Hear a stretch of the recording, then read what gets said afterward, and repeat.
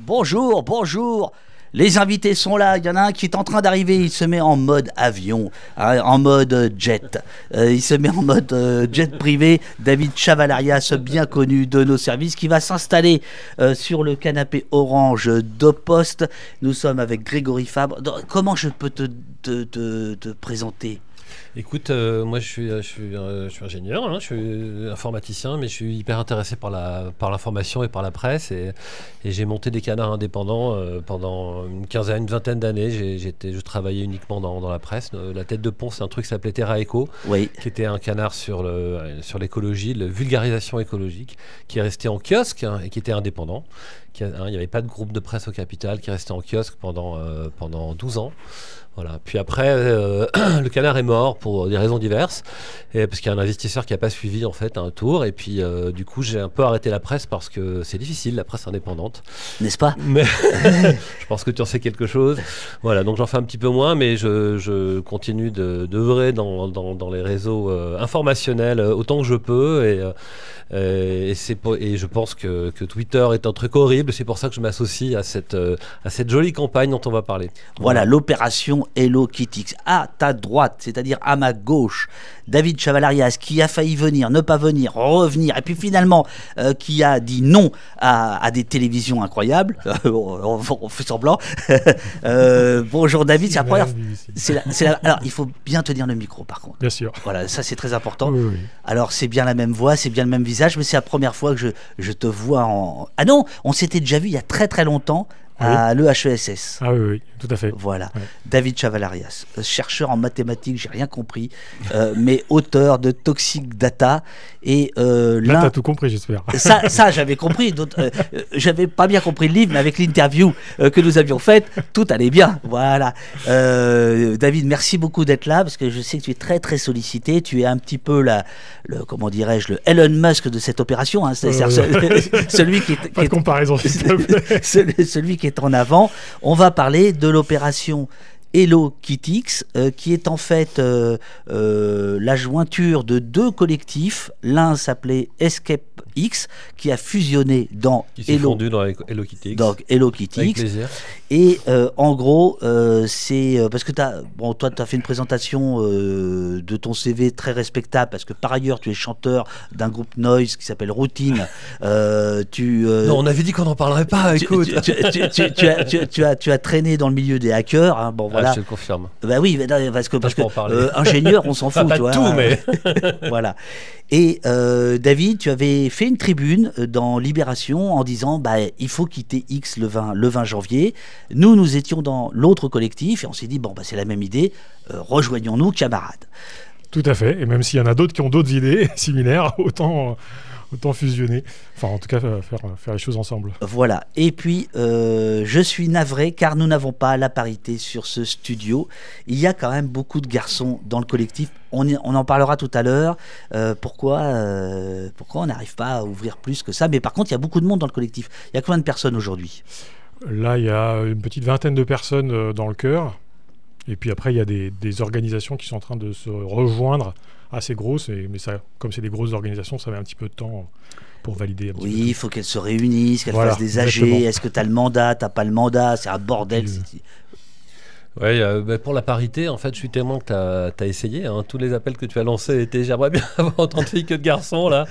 Et bon, dans le numérique, il y a quand même souvent plus de garçons que de filles. Tout le monde le regrette. Mais bon, voilà, là, on est deux. Mais il y a certainement d'autres filles qui vont se joindre au collectif. De toute façon, on a besoin de tous les bras et toutes les aides pour sortir de ce démon qui est devenu ce réseau, en fait. Sous Elon Musk, X s'est mué en machine à manipulation de l'opinion. Refusons d'en être complices. Le 20 janvier 2025, jour de l'investiture de Donald Trump, un collectif, Hello Kitty, dont Opost fait partie, propose de reprendre le contrôle en quittant X collectivement pour des alternatives qui respectent la liberté d'expression. Voilà, grosso modo, le résumé de l'opération. Il y a un manifeste que je vous propose de lire ensemble et qu'on s'arrête dès qu'il y a des points à dire. Il y a le chat qui est ici, le chat qui est modéré. Ah, on n'est pas chez Musk ici. Hein. On n'est pas chez les cons, mais on n'est pas chez Musk. Voilà. N'hésitez surtout pas à répondre. Plus ce sera le bazar, mieux on se portera. Est-ce que vous voulez lire le manifeste ou c'est moi qui le fais? Comme tu veux. Hein. Ou alors peut-être d'entrée de jeu. Je vais vous poser une question d'entrée de jeu et après le manifeste. Est-ce que l'un et l'autre, vous pouvez me dire les 5 raisons pour lesquelles il faut quitter X? On parlera des outils, on parlera après Blue Sky, Mastodon, qui sont en gros les 2 plateformes qu'on suggère, mais ça on parlera de ça plus tard. Mais d'abord, les 5 raisons pour vous comme ça qui vous viennent en tête de quitter X. Je vais commencer par la première, c'est que Musk a racheté ce réseau pour faire une machine de guerre informationnelle au service de ses idées et de celles de Donald Trump. Donc il a totalement transformé ce qu'était Twitter en transformant son algorithme pour le mettre au service de ses idées. Première raison. Alors, X implémente effectivement des algorithmes qui sont biaisés vers la toxicité et l'hostilité des échanges. Ça, c'est des choses qu'on a mesurées au CNRS. Donc, c'est indépendamment de Musk, mais Musk a renforcé ce phénomène une fois qu'il est arrivé sur X. C'est-à-dire que ce que vous recevez dans votre fil d'actualité n'est pas ce que vous demandez. C'est enrichi en toxicité. Ça, c'est une première chose. Concrètement, ça veut dire quoi? Ça veut dire que vous vous abonnez à des choses, à des personnes qui disent certaines choses, et X, dans le For You, va sélectionner une sous-partie de ces choses-là et va prendre celle qui comporte une plus grande dose d'insultes, d'attaques personnelles, de harcèlement, etc. Donc ça se mesure, et on a montré que, en gros, vous avez 50% de plus de contenu toxique dans ce que vous recevez que par rapport à quoi vous vous abonnez. Donc ce qui est important, c'est que vous demandez quelque chose, et ce que vous recevez est 50% plus toxique. Et à l'échelle de la plateforme, en moyenne, à l'échelle de la plateforme, ça veut dire qu'en gros, on rend les échanges plus hostiles, puisqu'on vous montre que les parties les moins belles de votre environnement social. Donc ça, c'est une première raison.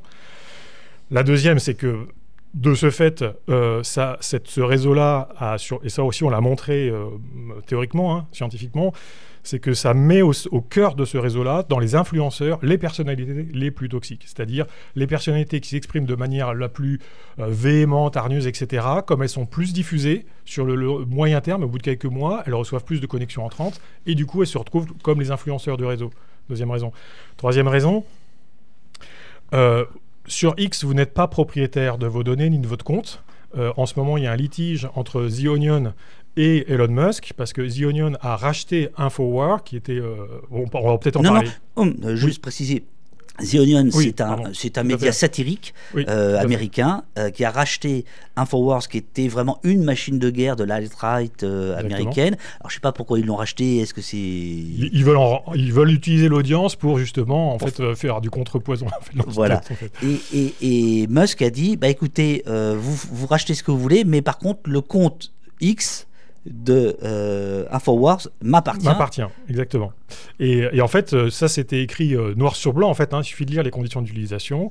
Dans les conditions d'utilisation de X, il est écrit que tout ce que vous mettez sur X, vous donnez une licence non exclusive à X d'utiliser ces données, d'en faire ce qu'il veut, de les distribuer, de ne pas les distribuer, et X s'autorise de fermer votre compte quand il veut, sans aucune raison. Donc en fait, vous n'avez pas votre compte sur X, ne vous appartient pas, vous travaillez bénévolement pour Musk. Donc ça, c'est la troisième raison.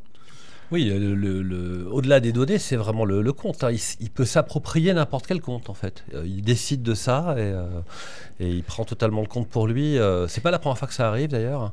Il avait déjà piqué des comptes. Donc les gens ont l'impression d'être sur un réseau qui est un peu public et qui est sainement modéré, alors c'est pas du tout le cas. On est assez seul, en fait, face à ces algorithmes. Quand on est un utilisateur, on croit s'abonner à des gens comme ça et qu'on va nous donner sympathiquement les données dont on a besoin. En fait, c'est pas du tout ça qui se passe. Il y a un algorithme qui est totalement caché, qui n'est pas public et qui va totalement modeler les informations qu'il nous présente en fonction de ce qu'il a envie de nous montrer, en fait. Et ça, quand on est utilisateur, on ne le sait pas.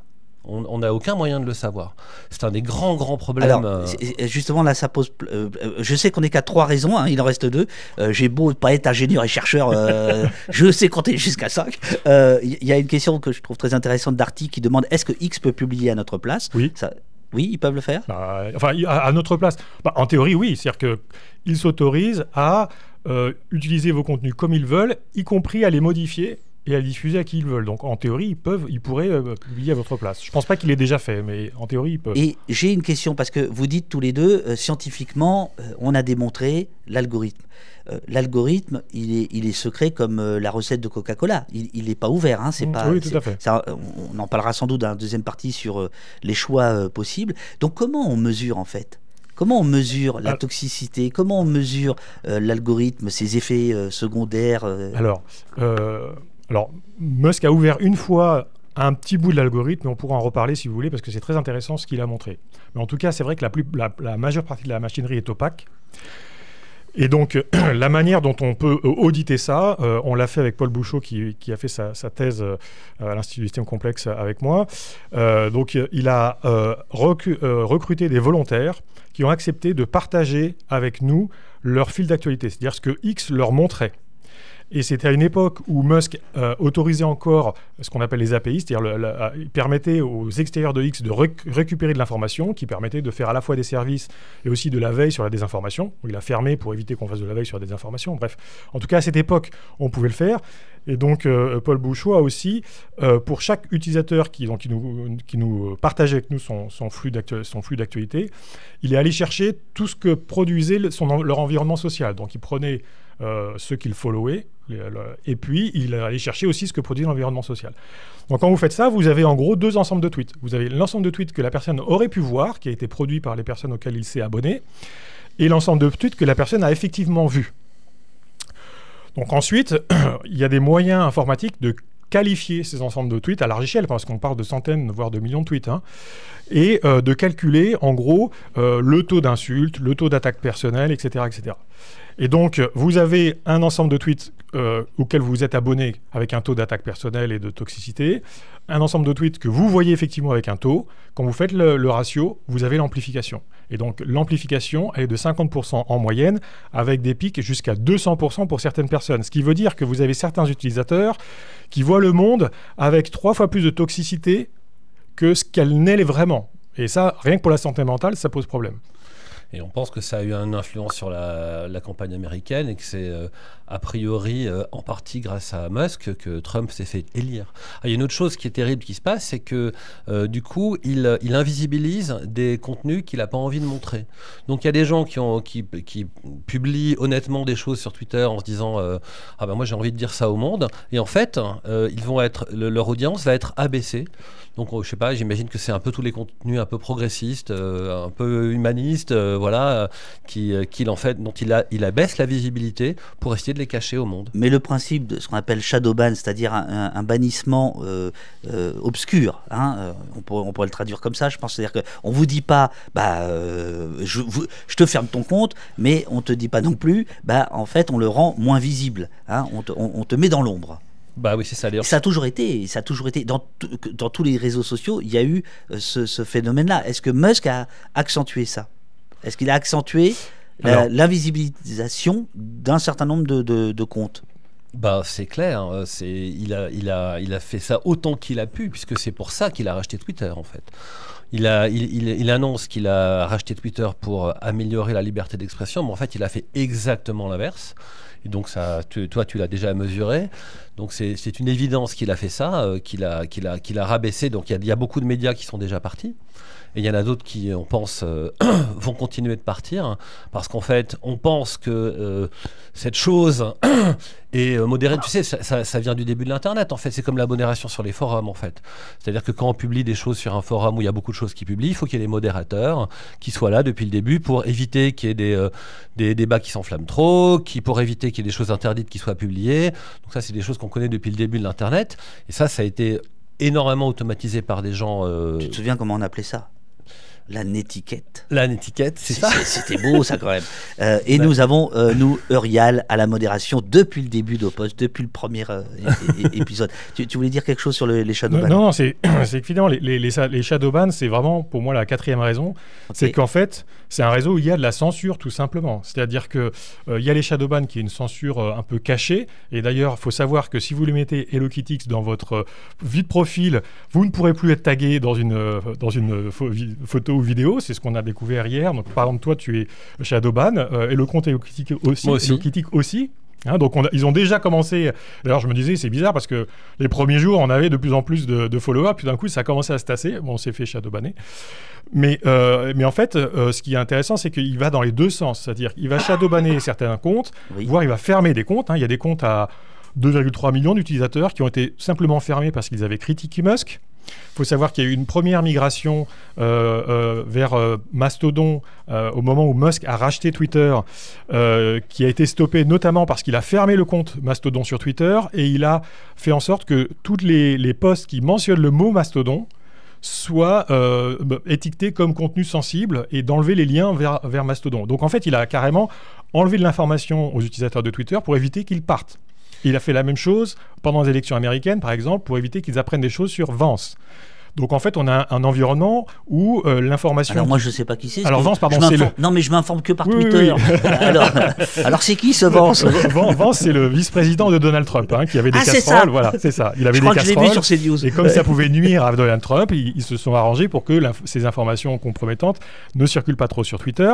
Et par ailleurs, d'autres contenus qui, eux, sont carrément illégaux, ils les réappatrient sur Twitter. Donc par exemple, vous avez des contenus néo-nazis sur Twitter, vous avez des vidéos d'Hitler avec des gens qui disent « Voilà ce que savaient les Allemands et il aurait fallu apprendre de leurs leçons » sur Twitter. Donc vous avez là une modération qui en fait est couple censure à amplification de contenus illégaux. Donc ça c'est la quatrième raison pour moi. Il y a Liolo dans le chat qui dit « Le shadowban n'est pas prouvable, sinon il pourrait être attaqué en justice ». En fait, on a des moyens de montrer que le shadowban existe. Hein, tu en parlais, puisqu'il y a maintenant, quand on mentionne quelqu'un qui a mis Hellokitic dans son profil, sa visibilité est rabaissée, mais il pourrait être attaqué en justice. Non, on peut pas attaquer en justice Twitter pour modérer et gérer de la manière qu'il le souhaite les contenus et la modération au sein de son réseau. On a l'impression que c'est quelque chose de public et que donc on devrait avoir une gestion un peu comme on le ferait dans une agora publique. C'est pas du tout le cas. C'est vraiment des gens qui décident. C'est une entreprise privée qui fait exactement ce qu'elle veut. Alors il y a quand même certaines lois.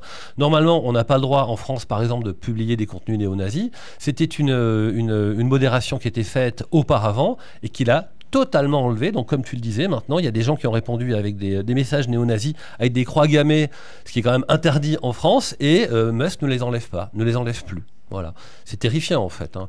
Alors moi, il y a autre chose qui me choque là-dessus, c'est que quand normalement la loi dit qu'on doit signaler au réseau social quand un contenu ne respecte pas la loi, et que si le réseau social a ce signalement, alors il est obligé en fait de modérer le contenu. Alors il ne le fait plus actuellement, donc il est vraiment hors la loi. Donc je sais pas en fait s'il y a des manières qu'on peut imaginer juridiques. A posteriori. Voilà, exactement. Ouais.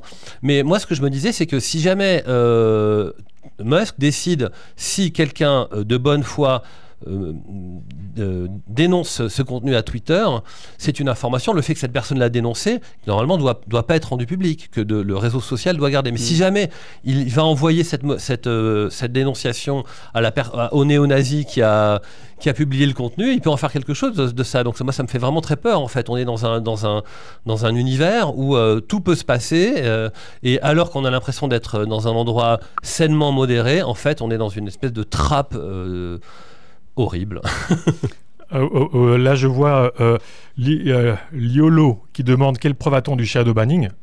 Tout simplement, vous allez sur Twitter, vous mettez une photo et vous essayez de taguer Hellokitic, et ben vous verrez qu'on est grisé, on ne peut pas mettre de tag Hellokitic par exemple. Alors que le tag est une manière de communiquer sur Twitter. Donc ça, c'est un exemple de shadow banning, et vous verrez que dans la liste des comptes qui répondent à Hellokitic, tous ceux qui répondent à ce mot-clé-là, tous ceux qui ont explicitement Hellokitic dans le profil sont en grisé, vous ne pouvez pas les taguer, y compris donc de vraies personnes comme toi. Donc ça, c'est une preuve indéniable du shadow banning.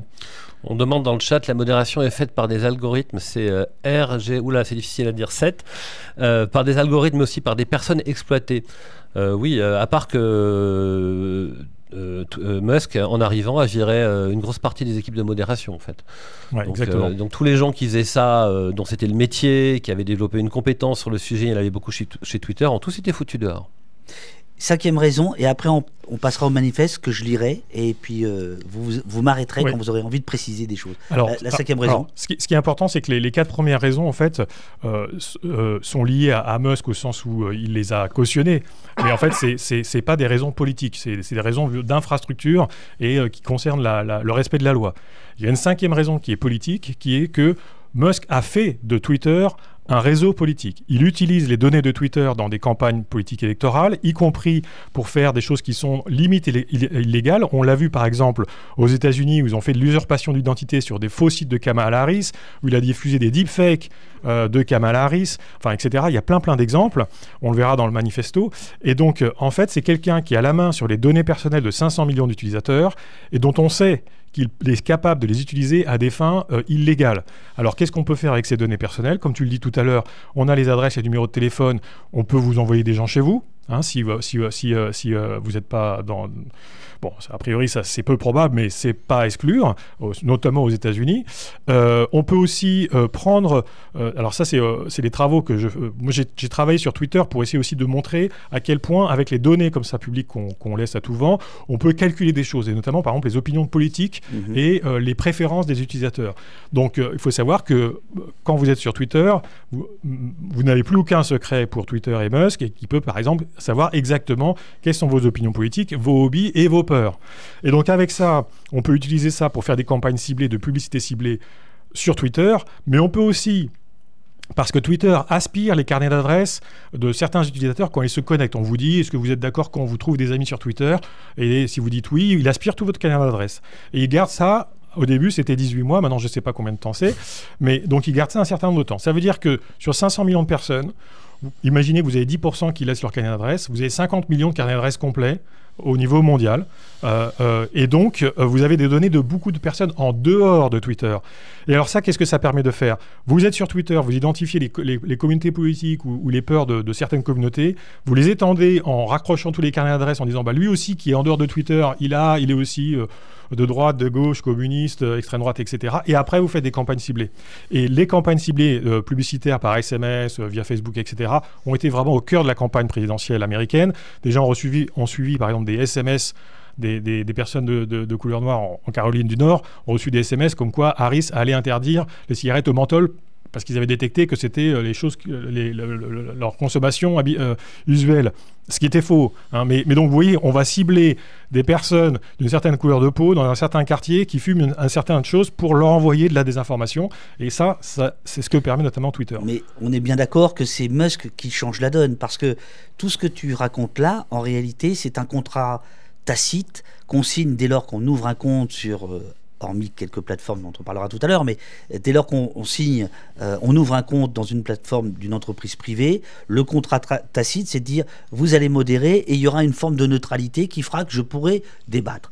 Et c'est Musk qui, en arrivant, impose tout à fait autre chose. Mais on est quand même d'accord qu'on se livre pied et poing dès lors qu'on se connecte. Bien sûr. Ça, c'est pas Musk qui l'a inventé. Bien sûr. Les conditions d'utilisation d'un réseau comme Twitter sont abusives. Hein, c'est-à-dire qu'en gros, vous n'avez aucun droit sur les données. Mais il y a un peu une entente tacite avec les utilisateurs en disant, vous me donnez un service gratuit, et moi, en échange, je veux bien qu'on me vende du shampoing ciblé. Mais... Là, c'est complètement autre chose avec Musk. On va vous vendre des opinions, on va vous gaver. Et par exemple, il y a même une image très choquante qu'avait postée Musk il y a longtemps, qui est complètement misogyne et avec aussi un fond raciste. Où vous voyez une femme qui tient une autre femme par les cheveux et qui la fait boire du lait de force. Et sur la femme qui tient la femme par les cheveux, il y a écrit Musk et Musk. Et puis sur la Musk tweet, et puis sur la femme qui est à genoux en train de boire le lait, il y a écrit Twitter. Donc il y a vraiment cette volonté de gaver les utilisateurs avec ses propres contenus, ses idéologies, et par tous les moyens de les amener en fait à soit dans son camp ou à défaut, ce qui s'est notamment passé pendant les élections, à rejeter le camp adverse. Par ailleurs, juste, je veux rebondir sur une question du chat qui est formidable, parce que les gens ne savent pas forcément ça. Hein.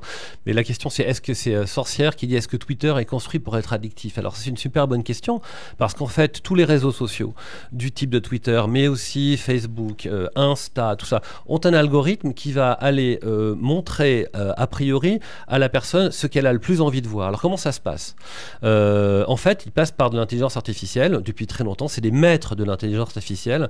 Ils font passer passer ça dans des réseaux de neurones qui font que, en gros, par rapport à ce que les autres personnes aiment bien, on va aller chercher les tweets qui sont le plus susceptibles de vous plaire au départ. Donc, la construction intrinsèque de ce truc-là est fait pour être addictive, en fait. C'est ce qu'on appelle l'économie de l'attention. C'est pour vous laisser bloquer le plus possible, pour vous garder votre attention le plus possible sur votre écran, afin de pouvoir vous vendre des publicités. Donc, intrinsèquement, c'est addictif. Et on ne s'en rend évidemment pas compte, parce qu'il y a une puissance de l'intelligence artificielle derrière qui fait des calculs extrêmement complexes et qui sont ciblés par personne, pour chaque personne.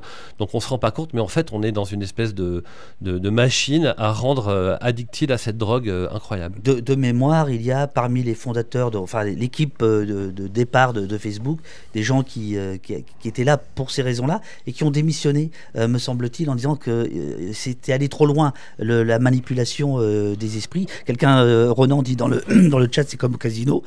C'est effectivement cette idée-là. Tu continues à jouer, tu joues jusqu'à tout perdre, parce qu'il y a évidemment quelque chose de central, c'est très égocentrique. Hein. Voilà, combien j'ai de likes, combien j'ai de retweets, etc. Il y a aussi cette idée-là dans l'addiction. Enfin, il y a tout un tas de choses. Mais alors, avant d'arriver à votre manifeste, moi, je vous trouve un peu salaud avec Musk, parce que Musk, au moins, non, mais il est honnête. On sait que lui, quand il tweet, la pondération, c'est pas 200 fois plus, c'est 1000 fois plus, c'est ça tu peux nous expliquer ça, David? Il faut bien savoir, tu l'as déjà expliqué, c'est-à-dire que ce qui arrive dans votre fil d'actualité, c'est qu'un tout petit pourcentage de ce à quoi vous êtes abonné. Il y a une sélection, c'est ce qu'elle s'appelle l'algorithme de recommandation. Donc, il y a des règles globales sur l'algorithme de recommandation. Donc, de base, en fait, ils essaient de maximiser ce qu'on appelle l'engagement, c'est-à-dire ils essaient de vous mettre des tweets dont ils pensent que vous allez les retweeter, les partager, etc. Mais il y a des patchs par-dessus. Et les patchs, alors déjà, dans l'engagement, il y a une idéologie, mais dans les patchs, il y a encore plus d'idéologie. Et donc, par exemple, Musk, quand il est arrivé, il a dit, moi, je veux que tout le monde voit mes tweets. Et donc, il a demandé à ses ingénieurs, explicitement, de rajouter des choses dans Twitter. Donc, on n'a pas le code exactement, mais on connaît les faits, qui font que maintenant, sur le pour vous avez quasiment systématiquement des tweets de Musk, même si vous n'êtes pas abonné à Musk. Et ça a été tellement grossier à un moment donné que les ingénieurs se sont trompés dans un coefficient d'amplification et on n'avait que du Musk pendant une journée dans le pour vous. Et il s'est dit, désolé, on s'est trompé, etc. Voilà. Mais le fait est que maintenant, si vous ouvrez votre pour vous, il y a de très grandes chances que vous ayez au moins un tweet de Musk immédiatement sur la première page. Je démarre la lecture de ce manifeste. Donc c'est le manifeste du collectif que nous représentons en fait, puisque voilà, on en fait partie au poste, mais c'est vous, je vous pose les questions. Le collectif Hello-Kitty, qui a déjà un site, mais cette nuit, il y a un dénommé Geoffrey Dorme qui a commencé à faire la maquette du site. Et alors c'est génial parce que Benjamin Sontag de la maison Octopus, qui est aussi l'hébergeur d'Opost, tout ça c'est la mafia, utilise un SPIP. Donc ça va être un site sur SPIP, ils ne pourront pas nous l'attaquer, ça va être super sécurisé et il sera bientôt en ligne. Mais on peut déjà... SPIP, c'est un vieux gestionnaire de contenu fait en France qui a été très utilisé dans les mouvements sociaux. Voilà. Comment tu dis un vieux un vénérable, très longtemps, respectable, parce qu'il existe depuis très longtemps. C'est un logiciel libre d'âge respectable. Tu dis émérite, personne ne sait que ça veut dire que t'es à la retraite. Tout le monde pense que waouh. Non, c'est encore très utilisé. Voilà. J-60, une situation dangereuse et inédite. Ça, c'est le titre de manifeste, puisque c'était il y a quelques jours, avant le compte à rebours du 20 janvier. Le 4 novembre 2024. Alors, vous m'arrêtez dès que vous voulez préciser. Ne me laissez pas tout seul, les amis. Le 4 novembre 2024, Donald Trump a remporté de manière incontestable l'élection présidentielle de la première puissance nucléaire. Étant donné son passé judiciaire, cela en a sidéré plus d'un. Mais ce qui doit nous faire réfléchir, ce n'est pas tant le nombre d'électeurs pro-Trump qui a augmenté d'à peine 1% depuis sa défaite en 2020, mais la marge de voix qui a permis à Trump de l'emporter, moins de 3 millions de différence avec Harris, en comparaison de l'emprise du réseau social d'Elon Musk sur l'électorat américain. X, feu Twitter, compte 100 millions d'utilisateurs aux États-Unis. Donc les élections aux États-Unis, hein, il y a toujours des petites marges, hein, parce que le système électoral fait que, comme c'est fédéré, c'est un petit nombre de voix qui change tout. Et vu la puissance en fait incroyable de Twitter, il est quand même très possible. Et la force avec laquelle Musk a utilisé l'algorithme pour l'aider, il est quand même très probable qu'il ait favorisé son élection. Moi, je dirais même, c'est sûr, hein, même si c'est toujours difficile de poser un chiffre, mais si vous voulez, il y a déjà des études quand vous avez mais... l'électorat américain, c'est 270 millions d'électeurs inscrits de mémoire à peu près. Hein. Vous en avez 100 millions. Bon, et même si vous avez des bots, vous en avez en gros 70 millions qui sont des vrais électeurs et qui sont sur Twitter. Et la marge, c'est du vote populaire, parce que c'est un peu plus compliqué aux États-Unis. C'est 3 millions. Donc, vous voyez, si vous avez une emprise de 70 millions, dont un peu plus de la moitié côté démocrate, parce que c'était l'électorat de Twitter au départ, donc en gros 35-40 millions, eh bien si vous arrivez à bourrer le crâne à 10% pour leur dire soit d'aller voter Trump, soit ce qui s'est plus probablement passé, de ne pas aller voter, eh bien vous gagnez l'élection. Parce que ce qui s'est passé, ce qu'ont fait massivement l'équipe de Trump et Musk, notamment avec Twitter, c'est ce qu'on appelle de la suppression d'électeurs. C'est-à-dire que beaucoup d'élections actuellement se joue où on vote contre, on ne vote plus pour, on va voter contre quelqu'un. Donc là, vous aviez deux choix, et en gros, il fallait moduler la perception du moins pire. Et pour ça, ils ont utilisé donc toutes les données de Twitter, et les données achetées ailleurs évidemment, et toute l'infrastructure numérique, pour cibler l'électorat, leur dire c'est pas la peine d'aller voter, les élections sont truquées, ou Trump c'est pas bien, mais Kamala Harris c'est pire, etc. De sorte que si on regarde le nombre de personnes qui se sont déplacées par rapport à 2020, vous avez à peu près moins 6 millions d'électeurs en moins. Et ces moins 6 millions d'électeurs en moins, c'est ce qui a notamment manqué à Kamala Harris, parce que c'est l'électorat démocrate en priorité qui s'est moins, enfin, et les indécis qui auraient pu voter démocrate, qui sont en priorité moins déplacés. Donc on voit vraiment la force en fait du fait d'avoir comme ça la main sur 100 millions d'utilisateurs. Et au-delà du contenu politique vraiment orienté, ils ont été jusqu'à faire de la désinformation de manière massive, vraiment, c'est-à-dire de publier des fausses informations. Musk a fait un faux site sur lequel il singeait la campagne de Kamala Harris avec des fausses informations, et il a promu ce site énormément sur Twitter. Il a aussi promu des deepfakes, c'est-à-dire des fausses vidéos créées par intelligence artificielle où on a l'impression que c'est Kamala Harris qui parle alors que ça n'est pas elle. Donc il a mis des mots dans sa bouche et on a vraiment l'impression que c'est elle qui les dit, et il a publié ces vidéos sans dire que c'était des deepfakes. Il les a publiés avec une audience incroyable. Donc il a vraiment publier des choses fausses. Il y a des petites remarques. Oui, justement, je pourrais répondre à la remarque d'Anis Graffiti qui dit on ne peut pas réduire tout ça à ça. L'électorat ne croit plus du tout à la presse et les médias. Ils se sont bien plantés déjà en 2016. Alors ça, c'est une remarque intéressante parce qu'il faut bien comprendre que c'est vrai qu'il y a des problèmes de concentration de médias à peu près dans tous les pays et notamment aux États-Unis. Mais il reste quand même de la presse indépendante. Ça existe encore, et y compris en France. Mais ce qu'il faut bien voir, c'est que le programme de ce qu'on appelle l'alt-right, donc l'extrême droite américaine, suprémaciste blanche, etc., dont Musk fait partie, c'est justement de détacher l'électorat et les citoyens des médias, on va dire, traditionnels, qui respectent une certaine forme de déontologie, où il y a des gens payés qui doivent rendre des comptes si jamais ils disent des choses fausses, etc. Et pour cela, et nous on l'a observé en France depuis des années, et ça existe partout ailleurs, il y a vraiment un travail de fond qui vise à dire le petit refrain, les médias vous mentent, ils se sont bien plantés, etc. Tout le monde se plante dans les élections. Je veux dire, il y a plein, même les sondeurs, souvent ils se trompent. Mais donc le côté de détacher l'électorat des médias pour qu'il soit coupé de l'information, et le discours de Musk, c'est de dire les médias sont morts, maintenant vous vous informez sur X, c'est une stratégie, c'est vraiment une stratégie assumée. Et il faut savoir qu'elle par exemple, elle a été théorisée par Steve Bannon, qui était donc l'architecte de la campagne de Trump de 2016, qui disait notre ennemi, ce ne sont pas nos ennemis, ce ne sont pas les démocrates, ce sont les médias. Et la réponse, donc la stratégie, c'était il faut inonder la zone de merde. C'est-à-dire on va faire de la désinformation à tout va, de manière à ce que tout le monde soit désemparé, déboussolé. Les médias, ils vont courir en disant ça c'est faux, ça c'est faux, ça c'est faux. Après, on va croire qu'il n'y a plus rien à se raccrocher. Et là, nous, on va arriver, on va dire, bah regardez, la vérité, elle est ici.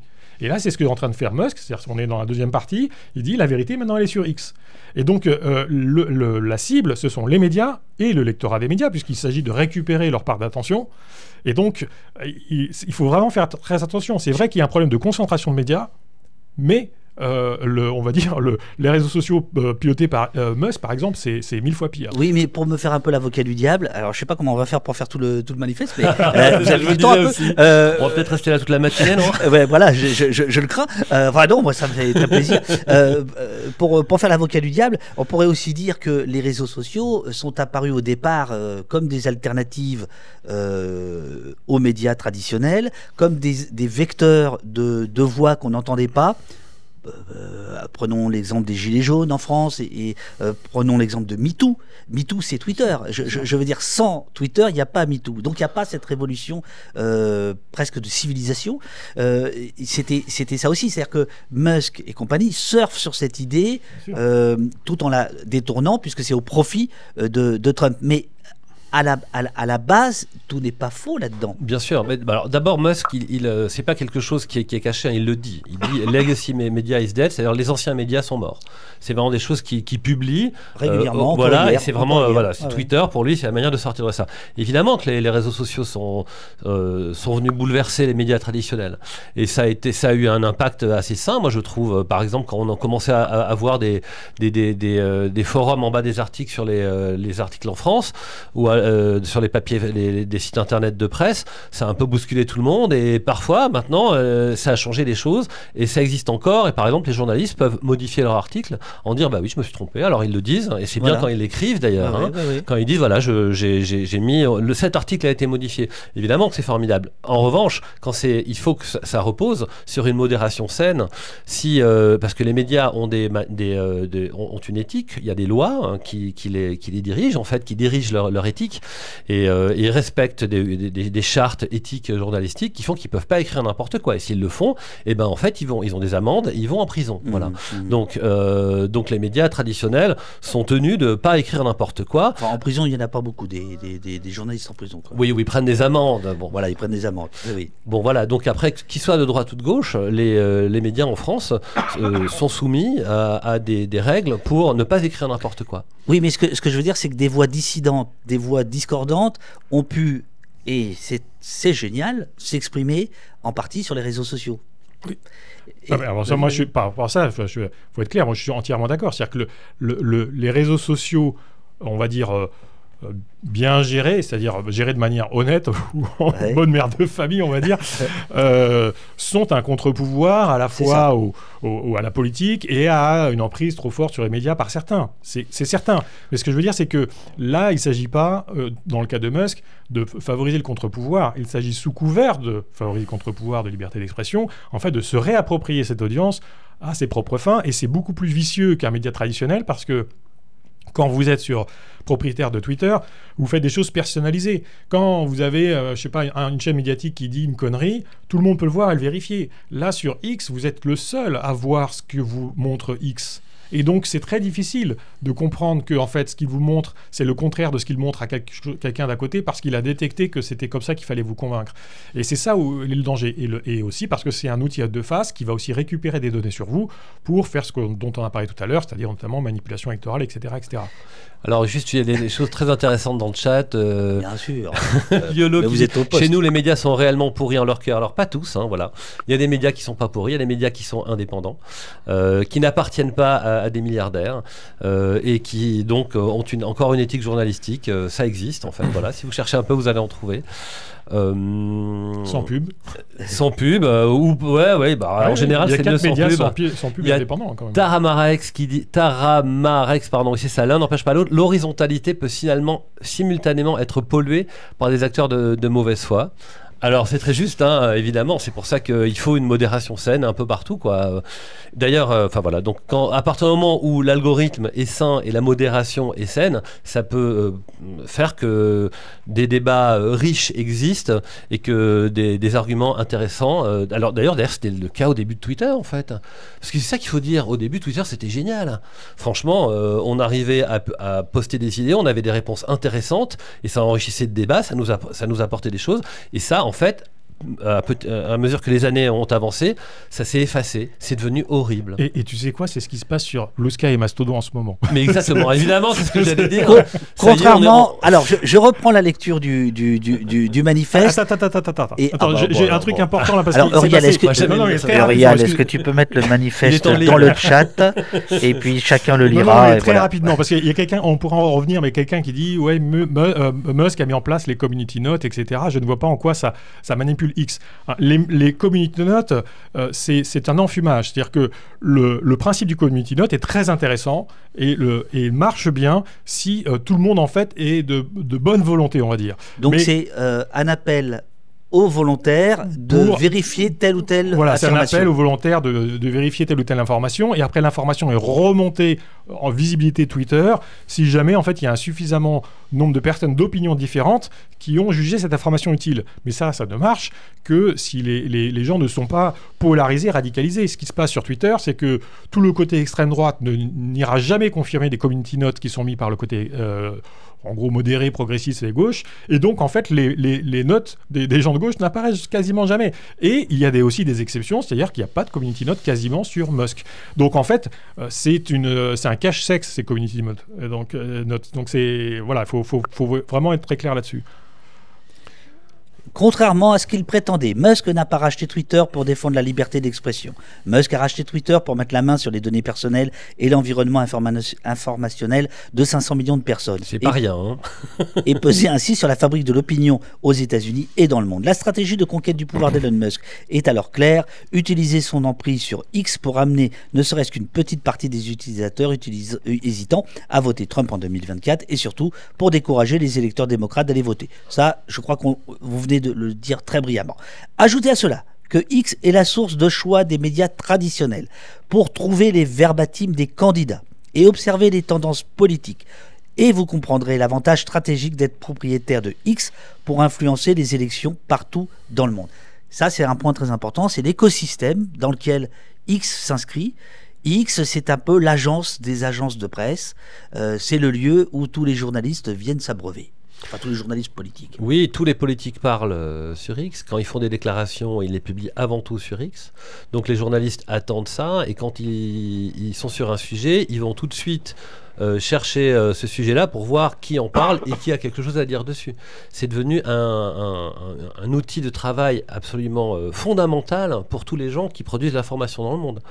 Donc imagine s'approprier ce truc-là et le changer complètement parce qu'on en maîtrise l'algorithme, ça permet de changer le monde en fait. Alors, d'une certaine manière, les hommes et femmes politiques étaient très intéressés par l'idée justement de ne plus avoir à passer par les médias pour s'adresser directement au bon peuple. Le bon peuple était très intéressé de dire « moi je peux parler à Obama directement, voilà, salut Obama et Barack, qu'est-ce que tu fous, etc. » Et en fait, aujourd'hui, est-ce que cet aspect d'agora existe toujours ou pas ? Bah, je pense que ça n'a pas donné vraiment ce qu'on pensait que ça allait donner parce qu'il y a trop de monde en fait. Tu peux pas vraiment, Obama il peut pas répondre à tout le monde, hein. Donc il faut qu'il y ait une intermédiation, et les médias ça sert aussi à ça, hein. Les journalistes ils sont là pour résumer l'information et l'expliciter au reste du monde. Alors c'est bien qu'il y ait des mécanismes qui permettent de bouleverser tout ça, mais dans l'idée je vois pas Obama répondre à tous les Américains un à un. Alors je fais un petit break par rapport à la lecture. Il se trouve qu'il y a le Guardian qui a été le premier journal anglais à dire « nous, on va arrêter d'alimenter la bête ». Il y a en France Sud-Ouest et Ouest-France qui ont dit « on va arrêter d'alimenter la bête ». On a appris qu'hier, la Fédération européenne des journalistes, qui représente 320 000 journalistes, n'allait plus tweeter. Ça ne veut pas dire que les 320 000 ne vont plus tweeter, mais la Fédération européenne qui les représente ne va plus tweeter. Donc il y a une prise en main des médias par rapport à ce combat de quitter X en disant c'est trop toxique. Est-ce que vous avez des rapports avec des médias français vous essayez il faut dire la vérité, vous essayez on essaye Non mais on est un collectif de gens qui essaient de faire quitter les gens Twitter. Le plus important c'est d'arrêter de tweeter avant tout, et les médias sont très importants puisqu'ils tweetent beaucoup d'informations nouvelles, et les politiques sont très contents d'être sur Twitter parce que les médias y sont. Donc on pense dans le collectif que c'est très important que les médias s'en aillent. Donc on les contacte parce qu'on a un peu tous travaillé, enfin moi c'est mon cas, toi aussi, dans ce milieu-là. Donc on connaît les gens dans la rédaction et moi j'arrête pas d'essayer de les contacter pour leur dire est-ce que le média pourrait annoncer son départ, en fait, comme l'a déjà fait Ouest France. Parce qu'évidemment, ce qui se passe avec X et Twitter, c'est que si jamais X, s'il n'y a plus de contenu, si Musk n'a pas de contenu, en fait, tout va s'effondrer. Donc évidemment, les médias qui balancent beaucoup d'informations, s'ils s'en vont, eh ben, ça va lui poser un gros problème, parce qu'il y a beaucoup de gens qui viennent s'informer là-dessus. S'il n'y a plus de médias officiels là-dedans, il y aura beaucoup moins d'informations. Alors évidemment, le risque... Non, vas-y. Non, mais le risque, c'est ce que disent beaucoup de gens dans la rédaction, c'est que ça devienne uniquement un réseau social d'extrême droite et qu'il y ait des gens qui ne lisent plus que cette information-là. Mais nous, on pense qu'à partir du moment où Musk contrôle totalement l'algorithme, ça ne sert à rien de rester. Pourquoi ? Parce que, en fait, c'est ce qu'on disait tout à l'heure, ces contenus-là, qui sont des contenus progressistes, d'ailleurs, c'est pas politique, soit de droite ou de gauche, qui ne sont pas juste des contenus qui intéressent Musk, vont être invisibilisés par l'algorithme. Et donc, les médias auront beau publier, eh bien, ça ne marchera plus. Donc, il faut qu'ils investissent du temps, qu'ils arrêtent d'investir du temps sur Twitter, et c'est pareil pour tout le monde. Moi, c'est ce que j'ai fait depuis 2 ans. Pour investir du temps, pour aller sur des réseaux qui sont sainement modérés, où il n'y a pas d'algorithme toxique, pour rentrer de nouveau dans une communauté avec une saine modération et reparticiper à un débat informationnel sain. Le projet, c'est Florent Calvez le projet Hello Kitty X, est-ce que c'est de faire de X un autre trou social qui est le réseau social de Trump qui n'a pas marché d'ailleurs? En fait, effectivement, c'est ce qui s'est passé. C'est-à-dire que Trump a essayé de lancer Truth Social, où il aurait contrôlé la modération et la visibilité des contenus. Ça n'a pas marché. Donc, ils ont racheté Twitter, où ils ont racheté l'audience et les données de personnalités de Twitter. Notamment, d'ailleurs, les DM. C'est-à-dire que toutes les messages que les gens s'envoyaient en privé, maintenant, ils sont dans les mains de Musk, il faut le savoir. Donc, c'est simplement un rachat capitalistique à des fins, ici, électorales. Juste pour préciser sur les médias, nous, évidemment, on démarche les médias, mais ce qu'il faut bien que les médias comprennent, c'est que X est un risque existentiel. Le patron de X, avec ses 200 millions d'abonnés, ne fait que de dire les médias mentent, les médias meurent, ne les écoutez plus, etc. Donc, toute présence d'un média sur X apporte des lecteurs de ce média sur X qui, après, vont être recaptés par X. C'est se tirer vraiment une balle dans le pied. Idem pour les politiques, sauf si vous êtes un politique d'extrême droite, comme l'AfD en Allemagne, le RN, etc., vos électorats seront aspirés vers des contenus qui vont favoriser l'adhésion à ce genre d'idéologie. Donc c'est pour ça que c'est très important que ces comptes-là, ils peuvent garder leur compte s'ils veulent, mais qu'il faut qu'ils arrêtent de poster et que l'info soit ailleurs. Tu voulais prendre la main sur le manifeste, non? Ouais, non, c'est juste parce qu'il y a une citation de Coluche un petit peu plus bas, je sais pas si tu peux la retrouver, mais alors, en gros, Coluche disait si les gens achètent plus les choses, en fait, ça se vendra plus, en fait. Voilà. Non, je la retrouve pas. Bon, c'est ça, ah si, oui, il suffit qu'on arrête d'acheter pour que cela ne se vende plus. Voilà. Donc c'est exactement la même chose. La bonne nouvelle est que cela peut se faire. Alors ça c'est la fin du. Non, je vais pas tout lire le manifeste parce que il y a des choses qu'on redit ici, puis ce sera un petit peu long. Je prends un exemple, un autre extrait, pardon. Il n'y a plus de certification de l'authenticité d'un compte X. L'ancien badge de certification a été recyclé pour signaler qu'un compte a payé pour gagner en visibilité sur X. En quoi c'est un problème? Tu vois ? Bon, si tu veux, alors c'est très simple. Auparavant, sur Twitter, il y avait ce qu'on appelle la certification. Donc, un compte qui tweetait avec un nom, le vrai nom de la personne, et dont Twitter estimait que c'était vraiment la personne qui était derrière ce compte, lui a posé un badge de certification, donc un petit truc bleu avec une petite coche. Alors évidemment, ça demandait un travail à Twitter pour faire cette vérification. Donc moi j'ai des copains journalistes qui avaient ce badge, par exemple Jean-Marc Manac, et ça lui apportait une certaine aura, on pouvait se dire. Jean-Marc Manac, un des co-auteurs d'un documentaire que je vous conseille, la contre-histoire de l'Internet. Absolument, très bon documentaire. Bon. Travaillé à transfert.net il y a des années. Bon, bref, ça lui donnait une certaine aura. Et quand Musk est arrivé, il a viré ce truc. Et il a utilisé le même badge de certification par quelque chose de payant. C'est-à-dire qu'on peut être certifié juste en filant 10 $ par mois. Alors c'est symptomatique.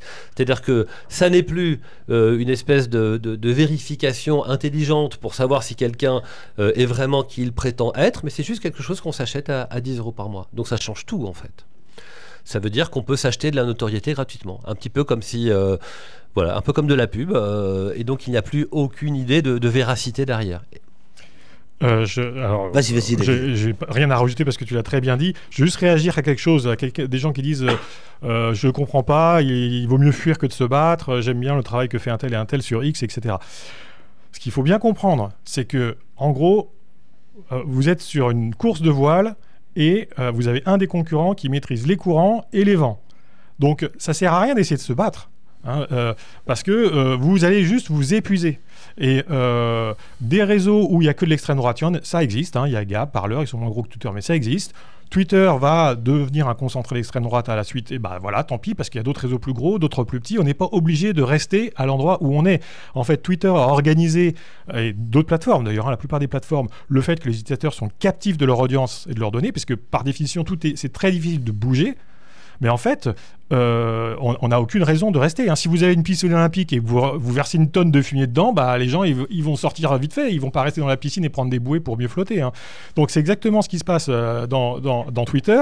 Ce qu'il faut comprendre, c'est que là, donc, on a un problème de coordination. C'est-à-dire que tous ceux qui nous écoutent et qui pensent qu'effectivement c'est un peu horrible, qu'il faudrait faire quelque chose, ont le problème de coordination, et c'est ce que HelloKittix essaie de résoudre, c'est que si vous partez un à un, on se retrouve tout seul, où on a perdu la plupart de ses followers, etc. Et donc il faut organiser le départ de Twitter. Après les gens laissent leur compte s'ils veulent, mais en tout cas ils vont voir l'information ailleurs, en aidant les personnes à garder leur audience sur d'autres réseaux. Et il faut le faire à un jour précis, enfin en tout cas à une période précise, parce que c'est un peu comme quand, par exemple, les Suédois ont changé le sens de circulation de la route. S'ils le changeaient de manière désordonnée, il y aurait eu plein d'accidents. Donc en fait, ils ont dit, telle nuit, on change tous les panneaux de circulation et maintenant tout le monde roule à droite ou à gauche, qu'importe. Donc c'est ça qu'il faut faire. Ce jour avait un nom, ils ont donné un nom à ce jour. Ils ont donné, ça s'appelait Dagen H, donc en suédois ça veut dire le jour H, le jour J quoi. Et donc c'est pour ça qu'on propose, on va en parler, un jour J pour faire cette migration tous ensemble. J'égrène rapidement le manifeste.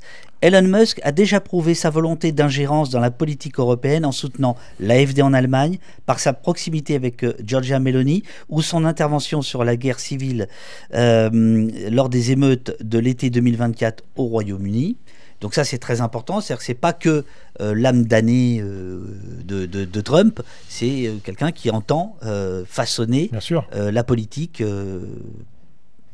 On a reproché à Poutine d'essayer de faire de l'ingérence politique et d'en faire depuis des années. Musk fait exactement la même chose.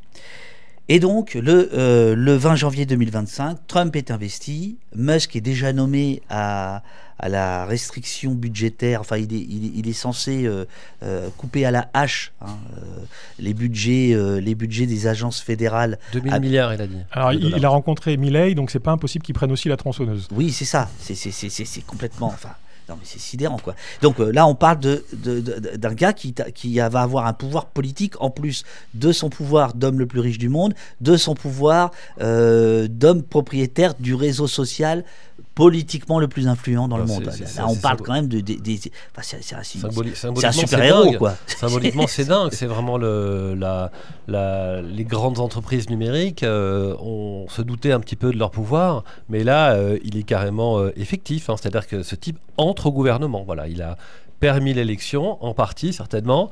Et là, on lui donne le pouvoir, un pouvoir totalement dingue. Alors, je passe à la partie, action.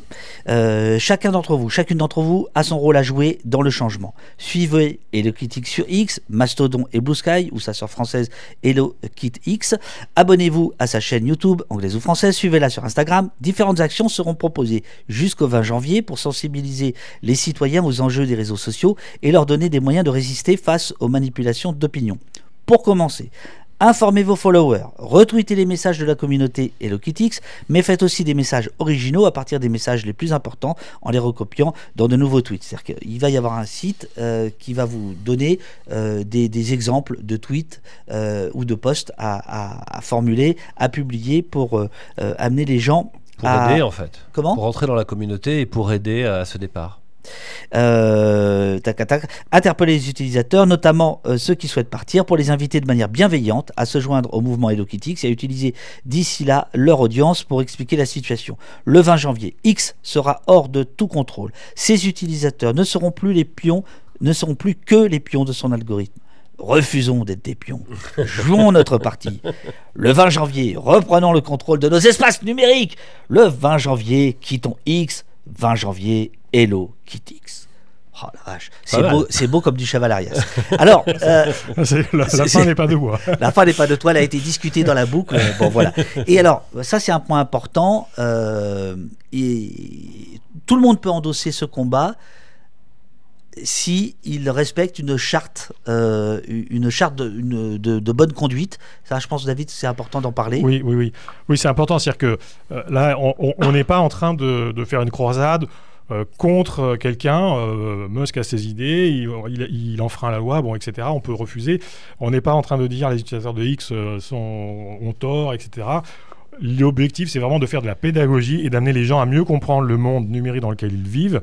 Et s'ils le souhaitent, à aller vers des espaces plus compatibles avec donc démocratie, liberté d'expression. Et la pédagogie vise aussi à faire comprendre pourquoi, on vient d'en parler largement, pourquoi sur X, la liberté d'expression n'est tout simplement pas respectée, pourquoi sur X, la vie privée des individus n'est pas respectée, etc.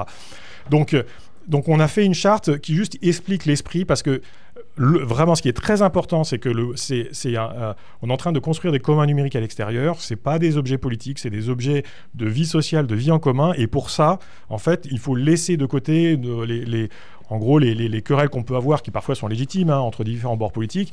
Là, on est en train de construire la possibilité de discuter de politique ou d'autres choses quelque part dans un monde numérique.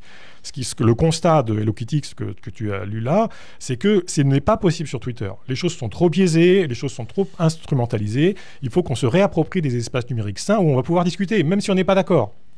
Et donc c'est ça qui est important. Et pour ça, on a fait un ensemble de règles de conduite qu'on demande aux gens qui endossent l'idée d'HelloKittX de respecter, et notamment une sorte de bienveillance et que les utilisateurs qui disent non, moi je veux rester sur X parce que c'est leur choix, mais au moins ils auront été informés. Et exemple concret, il a été discuté dans la boucle, est-ce qu'il faut s'en prendre nommément à Musk, et par exemple graphiquement, et là l'idée a été de dire non, c'est pas le propos c'est de créer une espèce de lieu le plus neutre possible pour que tout le monde puisse débattre équitablement. Voilà, mais ça ne veut pas dire non plus sombrer dans l'angélisme. C'est-à-dire que quand Musk enfreint la loi, il faut le dire et apporter des faits. Donc, absolument, bien sûr.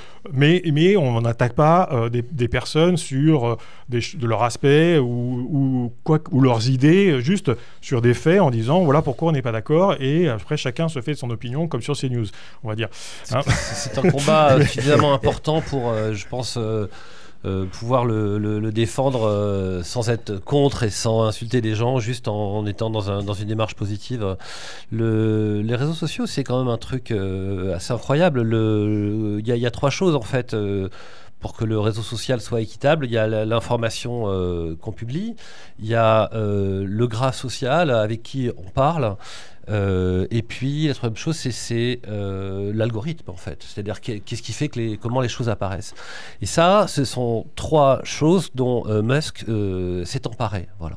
Donc on peut peut-être un petit peu parler des alternatives, ce qu'on n'a pas encore fait. Alors voilà, j'allais y venir. Le chat évoque beaucoup Blue Sky. Il y a eu des discussions franches, mes camarades entre nous, qui étaient de dire il n'est pas question que HelloKittX promeuve un seul modèle qui serait Blue Sky, sur lequel on va amener quelques réserves peut-être, mais au moins qui aussi Mastodon qui soit proposé. Évidemment, on n'impose rien, on propose et on va essayer au fil des jours d'expliquer les avantages et les inconvénients de ces deux réseaux. C'est les deux alternatives qui sont mises en avant par HelloKittX. Moi, je pense que le plus important, je veux dire quelque chose, c'est de partir. avant tout de Twitter. Voilà. Ah, pas arrêtez d'émission. de nourrir la bête et d'aller ailleurs. Hein. Bon, moi je viens de l'information indépendante, c'est ça mon monde, et du logiciel libre. Quand on voyait monter Twitter, on se disait mais ça c'est très très très très dangereux en fait. Et le jour où Musk l'a racheté, on s'est dit ben voilà, regardez, c'est centralisé en fait. C'est centralisé donc c'est rachetable.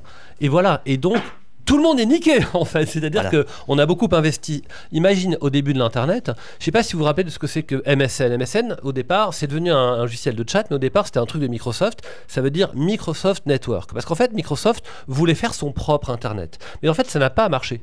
C'était c'est comme devenu- AOL ou CompuServe, encore Exactement. plus Voilà. ancien. Et puis après, bon, voilà. Alors, un exemple, imaginons. Alors, il y a un excellent exemple, pardon, de réseau centralisé, c'est le mail. Le mail, ça marche très bien. C'est décentralisé. Tout le monde envoie des mails à tout le monde. Imaginez qu'il y ait une seule personne, une seule entreprise qui possède les mails de tout le monde, mais ce serait horrible en fait. Et les vieux de l'internet savent bien ça. Et c'est pour ça que c'est un Twitter peu nous fait Gmail, peur. hein. Et c'est pour ça que le jour où Musk a racheté.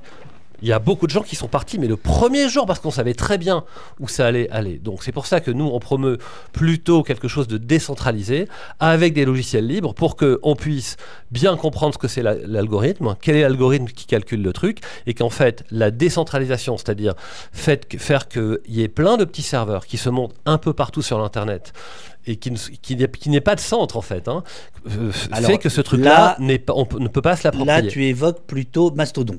J'évoque plutôt Mastodon. Voilà. En disant ça.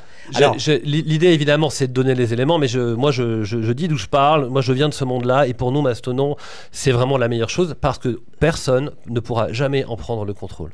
Alors, faisons un petit point. Mastodon. Oui, vas-y, David, je t'en prie. Non, c'est peut-être ce que tu allais proposer, mais l'aspect de la décentralisation est vraiment crucial. Et central. Et central, voilà, on va dire. Mais je tiens vraiment je pense qu'il y a 3 choses à avoir en tête quand on choisit son réseau social. Et c'est pour ça que, au niveau des Lockitix, on mentionne Mastodon et Blue Sky, même si certains ont des préférences pour l'un et l'autre. C'est que si vous voulez vraiment avoir de la liberté d'expression et être sûr de ne pas avoir perdu votre temps sur un réseau parce que vos données vont être achetées et vous ne pouvez pas les récupérer, il faut 3 choses. La première, c'est ce qu'on appelle la portabilité des données. C'est-à-dire que si vous voulez aller sur un Twitter 2 parce que Elon Musk a racheté Twitter 1, il faut que vous puissiez arriver sur Twitter 2 ou sur Blue Sky ou sur Mastodon avec ce que vous avez produit pendant toutes ces années sur votre réseau de départ. Parce que les gens font des threads, il y a des choses, il y a de la valeur dedans, et donc il faut pouvoir récupérer ça. Donc ça, c'est ce qu'on appelle la portabilité des données.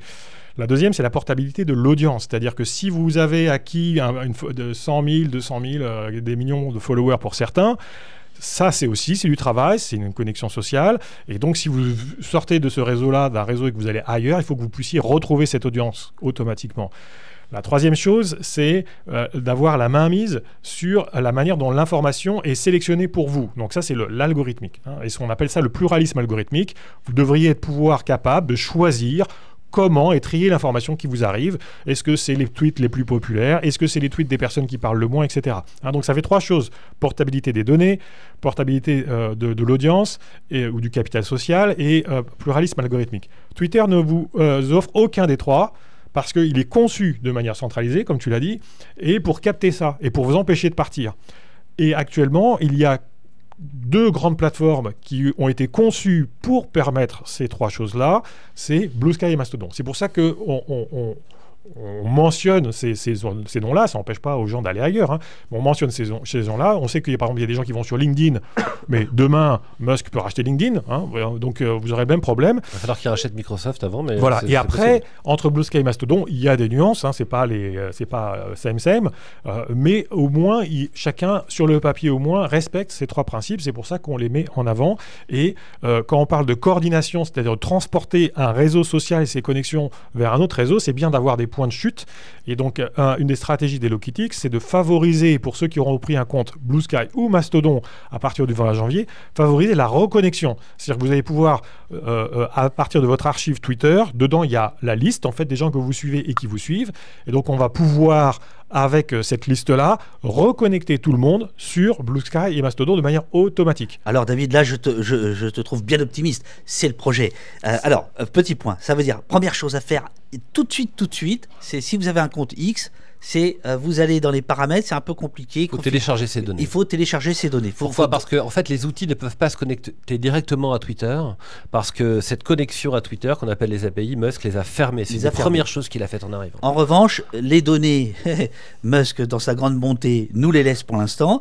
On peut les récupérer. Moi, j'ai récupéré les miennes. Et à partir de ça, on peut tout reconstruire. Et donc, un outil logiciel va pouvoir totalement migrer ce dont tu parlais sous un algorithme sain grâce à ces données, en fait. Moi, 16 ans de ma vie sur Twitter, c'est 10 gigas. Si là, je me dis, il y a un problème quand même. Il doit y avoir un problème quelque part en termes d'addiction. Parce que tu as envoyé beaucoup d'images. Alors, j'ai récupéré le truc. L'idée, c'est qu'il existe déjà. Sur Blue Sky, pour Blue Sky, quelques outils, des extensions de navigateurs qui permettent de récupérer une partie de son audience, qui permettent de récupérer tes premiers tweets. Enfin, quand je dis tes premiers tweets, si tu fais des threads, c'est juste le premier, tes tweets originaux, on va dire, mais pas tes réponses ou pas tes suites. Et ce qu'on va essayer de faire avec les copains développeurs, c'est de faciliter ces transferts-là, c'est ça. Hein. Voilà, on a jusqu'au 20 janvier. Donc je préviens tout le monde, il n'y aura pas de fête, hein, ça va bosser.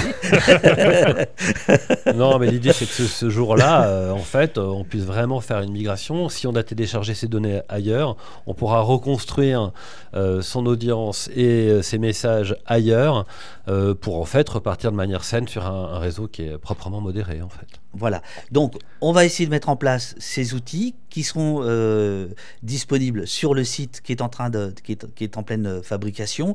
L'idée de parler de tout ça, c'est aussi d'ouvrir le collectif aux bonnes âmes et aux bonnes volontés. Hein. Je pense qu'on peut dire comme ça. Alors cela dit, ça pose... Est-ce que vous voulez qu'on rentre un peu dans les détails sur Blue Sky et sur Mastodon avant de parler des petits problèmes que ça peut poser? Par exemple, un problème que peut poser la fuite de X, c'est quand même de dire si par exemple vous supprimez tous vos tweets et que vous ne les récupérez pas parce que c'est un peu fastidieux, parce que c'est un peu compliqué, c'est toute une mémoire qui disparaît. C'est notamment toute une mémoire des luttes sociales qui pourraient disparaître. Donc cette question de l'archivage, elle est quand même importante. Elle est secondaire par rapport au danger et au péril Musk, mais elle existe. Supprimer son compte, ça se sait, mais c'est peut-être pas une bonne idée. Ouais, alors en fait les gens ont vraiment peur Alors moi j'ai un très bon copain qui est un auteur qui en fait a supprimé son compte au rachat de Musk, qui avait beaucoup de followers et qui l'a regretté. Voilà. Et son éditeur lui a dit non mais pourquoi tu as fait ça? En fait il l'a beaucoup regretté parce qu'il s'y coupait de sa communauté. Et voilà. Donc moi en ce qui me concerne, je n'ai pas supprimé mon compte, j'ai arrêté de tweeter. Mais ce qu'il faut dire, alors ça dépend un peu de ce que veulent faire les gens, parce que de toute façon les gens ils sont bien libres, mais l'idée c'est quand même que la première chose c'est d'arrêter de tweeter et que on peut comprendre que les gens aient peur en fait de se couper de tous ces followers, tout ça. On a mis des années en fait à créer ce truc-là, ça s'est construit petit à petit. Donc l'idée c'est qu'on peut ne pas supprimer son compte tout de suite et garder son compte Twitter pour juste par exemple dire qu'on va migrer, arrêter de poster des informations et puis revenir régulièrement pour poster toujours la même chose. Je suis parti ailleurs. Ça, c'est une bonne manière de faire déjà. Oui, justement. Donc, et c'est pour ça que on recommande. On a mis la date du 20 janvier à la fois parce qu'elle est symbolique. Donc, c'est le jour où Elon Musk échappera à toute poursuite judiciaire puisqu'il n'aura plus aucun compte à rendre, hein, en plus du fait que c'est l'investiture de Trump. Mais surtout, ça nous donne le temps de faire connaître l'initiative. Et donc, c'est important, enfin, je veux dire, tweeter ou arrêter de tweeter si vous voulez. Moi, nous, on propose d'arrêter de tweeter. Mais par contre, il faut rester sur Twitter pour convaincre ses followers de vous suivre. Et ça veut dire poster les contenus Hello Kitty X. Et comme on commence à être, comme on l'a dit tout à l'heure, shadow-banné, donc en gros censuré, ça va être beaucoup du bouche à oreille, des mentions, etc. Donc il y a des astuces, en fait, qu'on dissémine pour justement éviter la censure de Musk par rapport à cette opération. Mais c'est vraiment un travail où on a besoin de vous pour convaincre tous les gens que vous suivez, et tous les gens qui vous suivent, de migrer ailleurs et expliquer pourquoi. Donc c'est pour ça que jusqu'au 20 janvier, on a besoin de notre audience X. Après, effectivement, chacun choisit s'il efface son compte, s'il est inactif, si de temps en temps il revient. Comme il veut, en fait. Je veux dire un truc, il y a Rascal G86 qui dit « Sinon, on peut parler aux gens dans les bars ». Donc je veux juste dire que je suis bien d'accord avec lui. Complètement d'accord. Alors, il y a Mantrin qui dit « Bientôt Hello Kitty Twitch, donc, Mantrin, c'est ce que nous faisons depuis plus d'1 an et demi, puisque nous avons notre site auposte.fr où tu peux regarder toutes nos vidéos qui sont hébergées sur YouTube et sur Peertube. Donc ça, c'est très très important depuis le début. Donc Peertube, fait partie du fait divers, qui fait partie dont Mastodon fait partie. On peut dire un mot. Il y a un Ouais. protocole en fait qui permet à des logiciels libres qui composent un réseau comme ça, qui existe, Merci. et qui permet en fait à tous les logiciels du style Mastodon de discuter entre eux. Voilà. Donc ça s'appelle le fait divers. L'ensemble de tous ces logiciels là qui essaient de construire un réseau social global. En fait, Blue Sky ne respecte pas ce protocole. Donc, il a un autre protocole. Pardon, tu veux venir dessus? Non, je voulais juste terminer sur Mastodon, Ok. puisque tu étais dessus. Mastodon, le chat le rappelle, Mastodon, c'est un réseau social de discussion, de micro-blogging type Twitter, mais qui n'a pas l'apparence tout à fait de celle de Twitter, ce qui fait que beaucoup de gens qui viennent de Twitter ont du mal avec Mastodon parce qu'ils n'ont pas leur repère graphique, de design, etc. Et c'est essentiel, il faut quand même le dire. Bien sûr. Et le système est très décentralisé, enfin il est décentralisé intrinsèquement, c'est-à-dire que ce sont des serveurs, des instances, c'est le terme, qui discutent entre elles, hein, qui dialoguent entre elles, mais vous prenez un compte chez PI par exemple, chez... PI.fr, c'est un serveur en France qui est ouvert, vous pouvez créer un compte. Voilà, qui est celui de la Quadrature du Net, non, c'est ça? Non, c'est Mamotte. c'est fait par des gens qui travaillent notamment chez Octopus. Voilà. Alors, il y a une restriction, c'est que selon l'instance, elles sont modérées, où il y a justement ce système de signalement, où on peut signaler tel poète haineux, etc. Il y a des modérateurs et les humains, et toutes les instances ne modèrent pas évidemment de la même manière. Évidemment. Donc il faut choisir son instance, et c'est pas évident quand on déboule là-dedans de savoir quelle instance est plutôt favorable au punk rock et celle qui est plutôt favorable non, mais je suis sûr que toutes les instances sont favorables au punk rock. Attends, ça risque j'ai droit à le dégage. Il faut, donc en fait, la première chose à dire, parce que tu as parlé d'usabilité, en fait, quand on arrive sur Mastodon, on est un peu dérouté par certaines choses, mais ça dure pas très longtemps. Une fois qu'on a compris qu'en fait une personne est identifiée non seulement par son pseudo, mais aussi par le serveur, l'instance d'où elle vient, c'est un peu comme un mail, c'est exactement comme un mail en fait, c'est machin@truc.com. Une fois qu'on a compris ça, franchement c'est assez pratique parce qu'on peut le suivre à distance et à ce moment-là il apparaît dans son feed parce que les serveurs, les instances se connectent. Et l'autre chose, ça se passe pas bien avec votre modérateur, vous pouvez changer, c'est la portabilité dont tu parlais. C'est-à-dire qu'on peut changer d'instance en fait, on peut dire cette instance ne me plaît plus. Il y a un protocole qui permet de changer. Je suis plus machin @truc, mais je deviens machin @bidule.com. C'est autre chose. Ben ouais, bidule, évidemment. Et en fait, tout reste comme avant. C'est-à-dire qu'on garde son réseau. On garde, on porte aussi ses toutes, et on porte son graphe social. Donc c'est toujours avec le même algorithme qui est celui du logiciel en soi, mais on change en fait de modération, ou alors si le serveur meurt ou marche plus, voilà, parce que le mec en a marre, eh ben on peut tout à fait aller sur un autre. Alors voilà, si dans le chat vous voulez, comment dirais-je,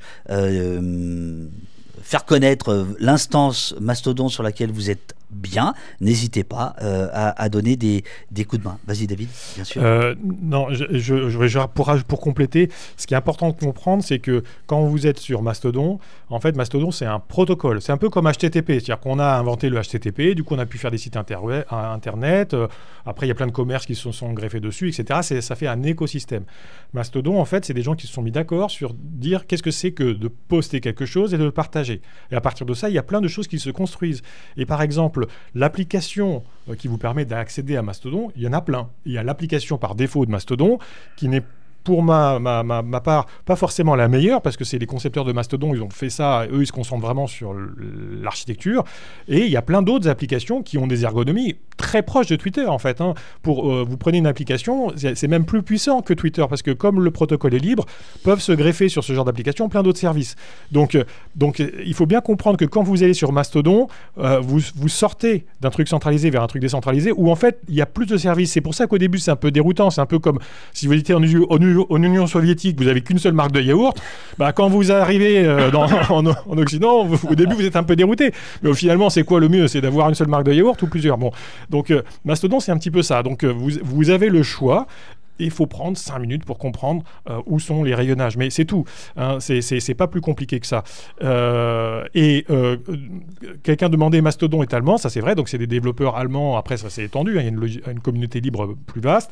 Et Blue Sky vient d'où? Blue Sky, donc c'est créé par en fait l'ancien propriétaire de Twitter, Jack Dorsey, qui, avant de vendre Twitter, avait déjà lancé Blue Sky en disant on va faire quelque chose de décentralisé. Et donc, ils ont créé un autre protocole qui, lui, est décentralisé, qui est un peu différent de Mastodon, qui a des avantages et des inconvénients, mais donc c'est quelque chose d'américain. Et eux, même s'ils sont décentralisés, ils ont quand même une vision commerciale.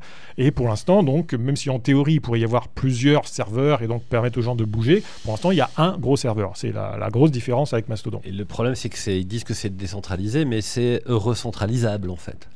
Et c'est ça le grand problème pour moi. C'est-à-dire c'est-à-dire qu'en fait, comme c'est ça appartient à une seule entreprise, elle peut décider de couper tous les ponts. Hein, voilà, si elle décide ça, un petit peu comme Twitter a cassé ses API le jour où ça a été racheté par Musk, eh bien, ça va nous faire un autre Twitter.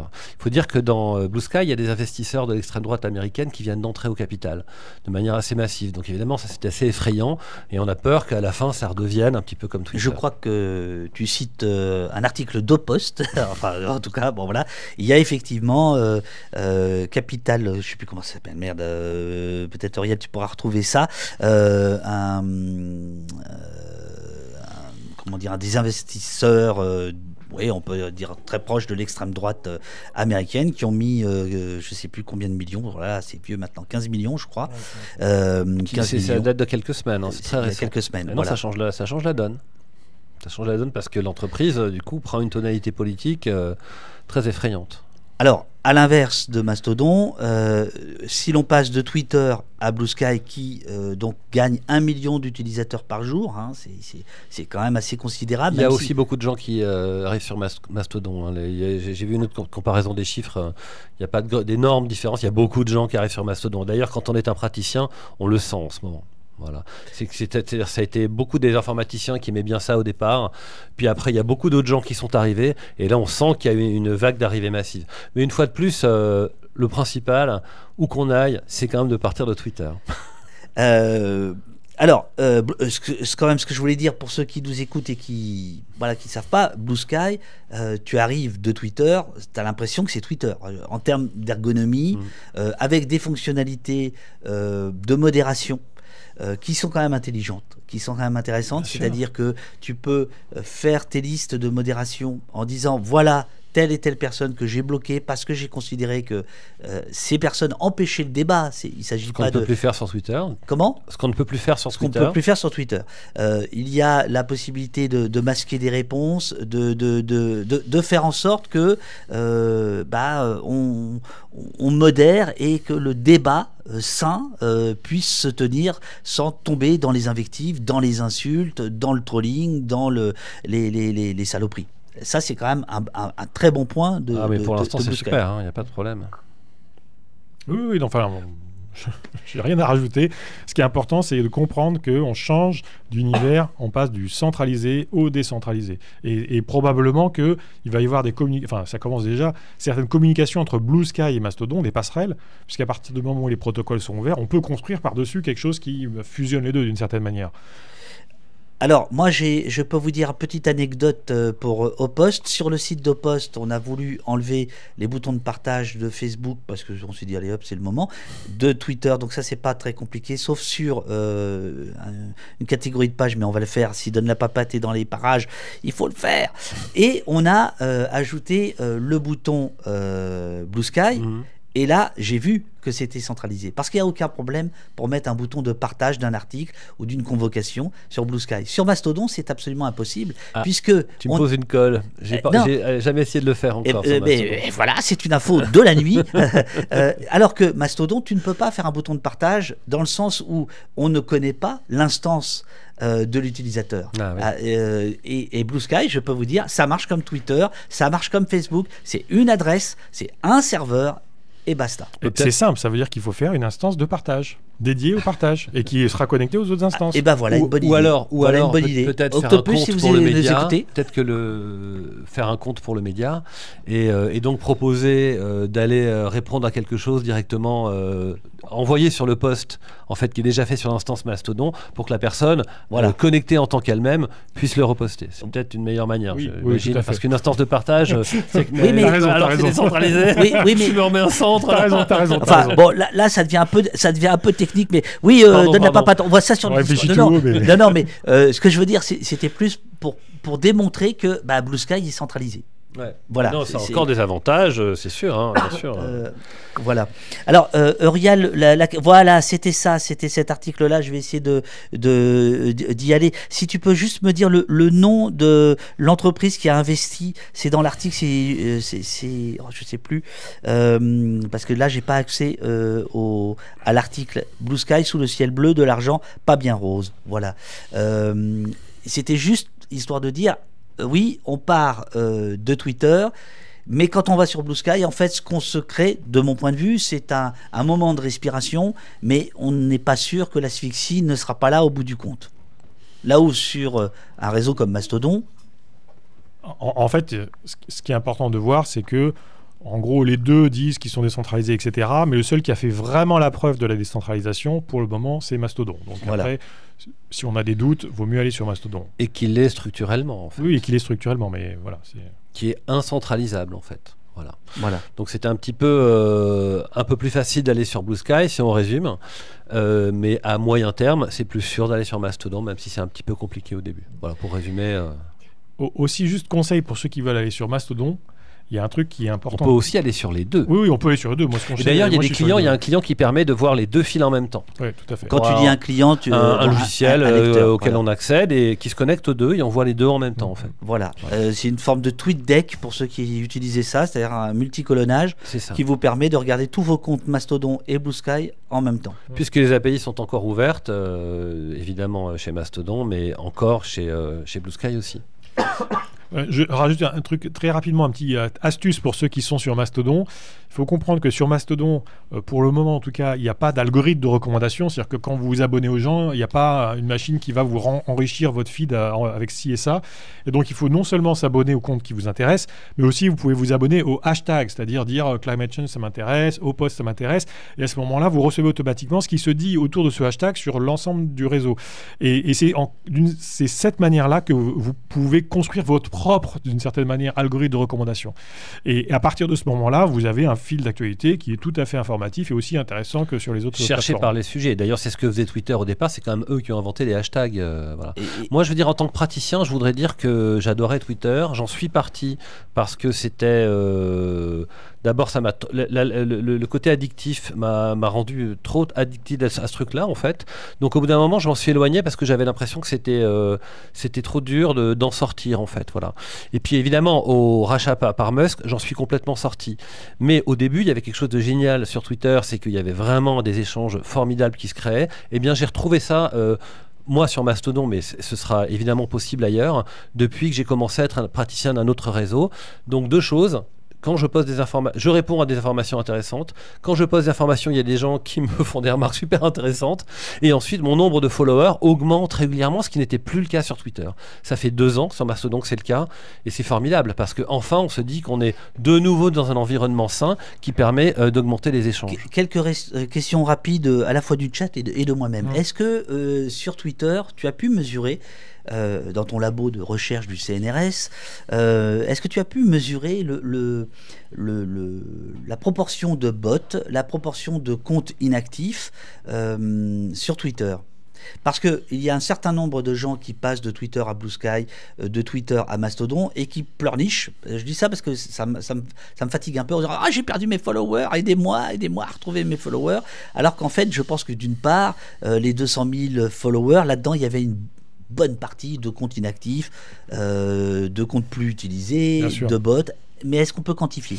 Alors, c'est difficile de quantifier, hein. On a fait des mesures sur certaines choses, mais je ne peux pas vous donner un chiffre précis parce que, en gros, la création de robots est un peu une course à l'armement. C'est de plus en plus sophistiqué, donc c'est toujours sous-estimé. Mais par exemple, des estimations au moment de l'achat de Musk parlaient de 20%, en gros, l'ordre de grandeur de la proportion. En tout cas, ce qui est sûr, c'est qu'il y a aussi beaucoup de comptes inactifs et que Twitter n'a absolument pas intérêt à communiquer sur le nombre de comptes inactifs et le nombre de robots. Et c'est notamment pour ça qu'ils font quasiment aucune modération. Avant, ils enlevaient par millions en fait, des faux comptes qui étaient créés. Maintenant, ça reste... ils continuent à le faire, mais vraiment... Ils ont beaucoup diminué parce qu'en fait, si vous avez des robots sur votre réseau, les gens ont l'impression d'avoir plus de followers, ça fait de l'activité, ça fait du trafic. Les annonceurs ont l'impression que leurs annonces sont plus vues, donc c'est tout bénef. Donc, mais oui, on prête qu'aux riches, même si. C'est ça, mais en tout cas sur Twitter, il y a une proportion assez significative de robots. Je pense que les robots c'est un mal qui existe sur tous les réseaux, que ça va continuer d'exister et que petit à petit et Blue Sky et les autres vont apprendre à s'en protéger en fait. Hein, voilà, c'est un logiciel libre Mastodon par exemple. Donc les équipes de développeurs vont être confrontées à ce problème-là et vont construire des outils pour s'en protéger. Et à mesure que le temps va passer, eh bien ce sera, à mon avis, il y en aura beaucoup moins que sur Twitter à moyen terme. Alors, petite précision pour Isaac, ce qu'on voulait implémenter, si tu veux, c'était un bouton qui disait clac, tu cliques là, ça envoie un poète avec le titre de l'article, l'URL, éventuellement les mots-clés, et ça ne marche pas, sauf si tu utilises une extension du style cher Mastodon. Voilà. Mais c'est pas très grave. Il y a une extension qui permet déjà de faire ça, en fait. Oui, il y a des extensions, voilà. Mais le site ne peut pas le proposer, voilà. Non, rien, ah, pardon. Je vais donner, il faut que j'aille choper mon ordinateur, je vais donner le nom du client qui permet d'être sur Blue Sky, à moins que tu l'aies toi sous les yeux.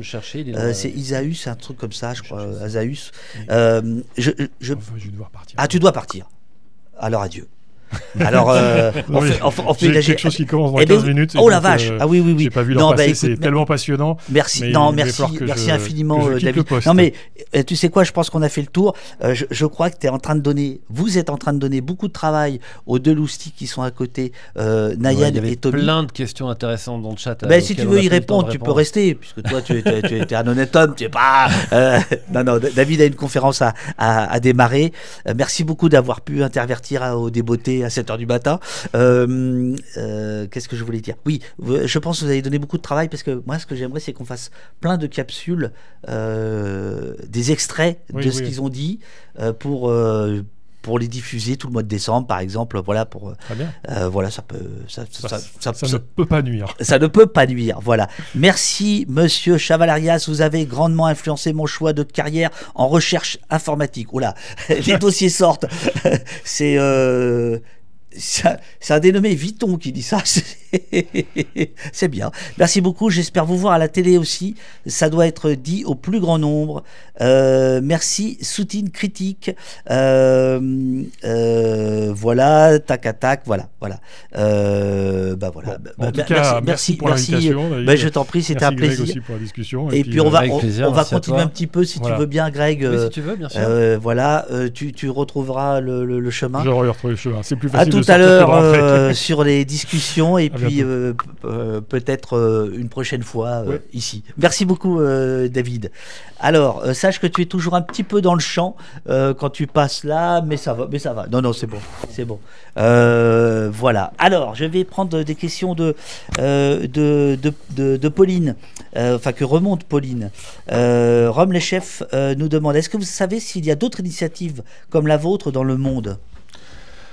Je sais qu'il y en a d'autres en France. Il y a eu beaucoup de départs en fait, qui ont été tentés par plein de gens ont essayé de faire ça. Oh merde, la photo! Merde, la photo! Non, ça c'est pas possible. Je te laisse. Ouais. Et donc il y a eu beaucoup de gens. Il y en a qui ont engendré des faux départs en fait. Donc c'est jusqu'à présent depuis le rachat par Musk. Mais l'idée quand même, c'est que la date du 20 janvier. Il fait une photo, hein, Là, il y a un côté On est plus proche de Mastodon. On parle plus là, mais. Allez, c'est bon. Merci beaucoup. Donc la date du 20 janvier, en fait, c'est un événement important et donc c'est pour ça qu'on fait ça 2 mois avant. C'est vraiment le moment où en fait, donc Musk va prendre un pouvoir incroyable, il va pouvoir faire tout ce qu'il veut. Il y a un truc qui a été dit par Vance, donc le futur. Enfin, ça, c'est un truc que je voudrais dire parce que c'est une information qui est tombée hier soir. C'est le futur vice-président. Il a dit qu'il comptait, si jamais des États européens modéraient Twitter, qu'il comptait faire sortir les États-Unis de l'OTAN. C'est un truc totalement. Je sais pas si tu as compris la même chose que moi. Non, j'ai pas vu, non. Ah non, mais c'était totalement dingue. Ça veut dire qu'en fait, l'importance de Twitter, là, se ramène à carrément la puissance militaire américaine, en fait. C'est-à-dire, si vous ne serez plus nos alliés, si vous nous modérez. Alors, je ne sais pas s'il va le faire, mais enfin, il l'a quand même dit. Enfin, moi, je trouve ça totalement incroyable. C'est hallucinant. C'est une information. Tout ça prend une dimension gigantesque, en fait. Ah oui, non, c'est assez dément. Non, c'est dément. Non, je l'ai pas vu cette déclaration. Et donc il y a d'autres collectifs qui ont essayé, mais je pense que là on va réussir parce que tout le monde s'intéresse à cette idée-là. Et évidemment, on n'est pas les seuls. Il y avait des médias qui avaient annoncé leur départ, comme Ouest France, avant même qu'on commence à les contacter. Il y a beaucoup de gens qui font ça partout. Donc je pense que si les médias partent, là, franchement, ça va faire très très mal à Twitter. Alors moi, je pense qu'il faut que les médias partent, mais il faut... Oh. Quel Mediapart Edoui Plenel sort de ce corps. Ils ont annoncé leur départ déjà, je crois. Comment Ils ont annoncé leur départ, pas encore. Non, pas encore. Non, ils réfléchissent. Mais je pense que le point saillant, ce sera le jour où les médias arrêteront de citer X. De manière automatique. Je veux dire que X, ça existe, il ne faut pas dire que c'est plus une source, mais le jour où les médias diront, Le Monde dira sur Mastodon, Jean-Luc Mélenchon a dit ceci, sur Blue Sky, Marine Le Pen a dit ceci, et ben ça enlèverait à X sa prépondérance. Mais pour l'instant, ils n'en sont pas là. Ça va venir. Alors, il y a des questions très simples. Frigorico. Est-ce qu'il y a une différence entre arrêter d'utiliser l'application X et la désinstaller de son portable, ou alors il y a moyen d'effacer son compte X purement et simplement? Il y a Macwa qui dit Macno, pardon, j'ai pas tout entendu, mais qu'est-ce qu'il faut garder de nos est-ce qu'il faut garder nos comptes X actifs pour ne pas se les faire voler? L'usurpation d'identité. Alors en fait déjà toutes les données sont sur des serveurs. Donc si on désinstalle l'application de son téléphone, ça ne va rien effacer du tout. Il suffit de la réinstaller et de se reconnecter avec son login mot de passe pour que toutes les données remontent. Et ça c'est vrai sur toutes les plateformes. Évidemment, si on efface son compte totalement, alors toutes les données sont effacées et on perd son nom. Donc ça c'est un problème. Donc il y a des médias dont le nom, le en fait Le Monde par exemple, ils veulent le garder, ils veulent pas que quelqu'un se l'approprie. Oui. Donc ils disent bah non, alors c'est pas Le Monde en l'occurrence, mais il y a des médias qui disent ça, on veut pas que quelqu'un puisse tweeter à notre place. Donc ça on comprend bien évidemment. Dans ces cas-là, il vaut mieux pas ne pas effacer le compte et juste arrêter de poster. Est-ce qu'il faut supprimer ces posts? Est-ce qu'il faut les supprimer pour dévaloriser finalement, notamment, parce qu'on ne l'a pas du tout évoqué, mais Musk a annoncé qu'il allait utiliser la base de données absolument gigantesque pour alimenter ces robots d'intelligence artificielle. C'est toujours une idée. De toute façon, quand on ferme son compte, normalement, on peut dire qu'on efface les posts. La question, c'est est-ce que Musk va le faire? Parce qu'il ne respecte plus la loi, donc s'il a envie de ne pas le faire, il ne le fera pas. Il faut quand même le comprendre. Mais si on ferme son compte, déjà, ces posts ne sont plus accessibles publiquement. En revanche, il est possible que Twitter les garde et les ait encore. Alors, quelle est la différence, est-ce que tu le sais, entre des réseaux comme Facebook, Instagram, etc. Ça aide? Alors, Facebook, ça appartient à une grande entreprise. Thread, ça appartient à la même entreprise. Hein. C'est Facebook, en fait. C'est Instagram également. Donc ça, c'est une seule entreprise qui a grandi par Facebook et qui propose plusieurs types de réseaux sociaux. Facebook, c'est plus, vous savez, c'est les copains. Thread, ça se veut un successeur de Twitter, donc plus orienté sur l'information. Et Insta, au départ, c'était plutôt des images, mais après, il s'est passé plein de choses et ça a été racheté par Facebook. Donc, ce qu'il faut comprendre, ce sont trois choses qui appartiennent à la même entreprise, qui l'utilisent différemment, mais c'est toujours une entreprise qui peut, à la fin, en faire un petit peu ce qu'elle veut.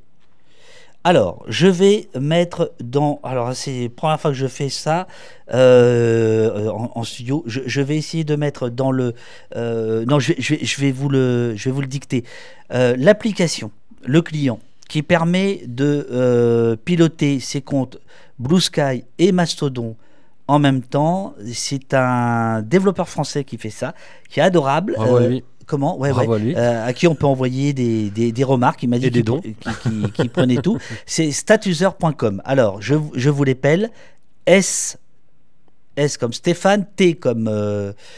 Théophile, A comme Antoine, T comme Théophile, U comme Usul, Z comme Zuckerberg, E comme Elon, R comme Roland, .com, statuser.com. Est-ce que c'est bon dans le chat? Est-ce que vous avez pigé ou je vous le redis? À moins que peut-être Pauline puisse... elle est juste à côté, Pauline. Je peux répondre à des questions si tu veux. Vas-y. Voilà, statuser, voilà, c'est ça. .com.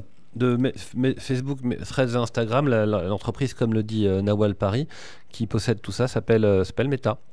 Il y a Alec 35 qui demande: je n'ai pas compris, un risque d'une prise de contrôle de la société Blue Sky. Bien sûr, c'est une seule entreprise et il y a des investisseurs d'extrême droite américaine qui viennent d'entrer au capital.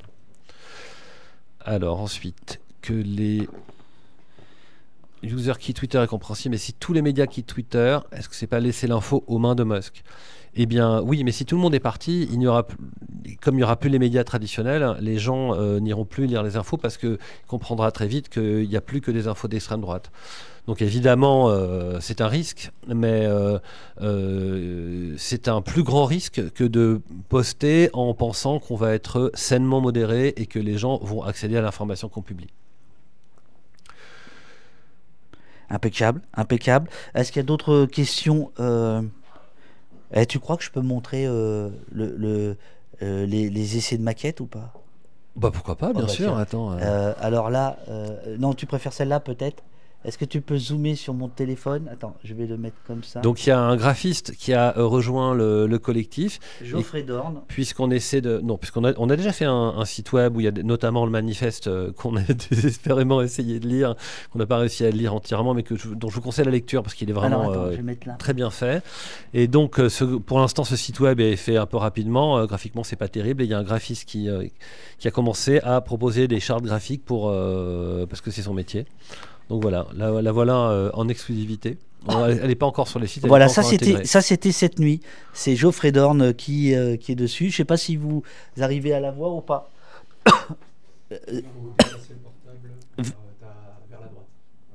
Par ici.